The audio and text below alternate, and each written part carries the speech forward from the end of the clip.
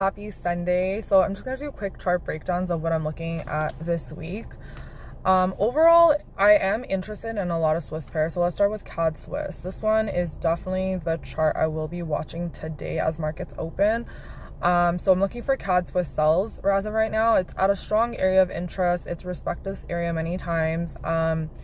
If we break it down to daily, you can see that it's just an area that's just always just resisted, and it hasn't been able to break yet. And the main reason I'm interested is because it made a lower low, and I'm looking for it to just, probably even just take an entry as the market opens, and then hopefully one in the 50s or 60s range, and then go on from there. So I'm just looking for a 20 to 30 pip fall here, because this pair is very very slow.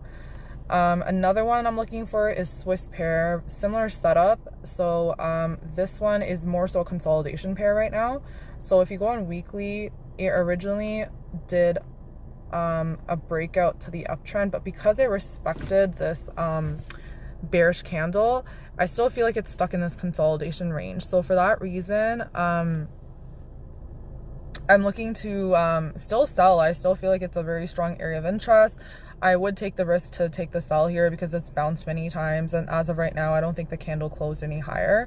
So I'd probably just sell it to, yeah, even if it comes to around 85-90, that's a good nice 30-40 pips right there. Another one I'm looking at is Euro Swiss. So this one, I want it to do a more of a pullback. So as you can see, I have an alert set around here. So once it reaches that range, that's when I would be taking sell. So this one may take a couple days to pull out, or it could pull out by tomorrow. Let's see. And I think I had another Swiss pair. I was looking at Aussie Swiss. Let's look at that one. So this one is one of the Swiss pairs this is the only one that I'm looking for in buys.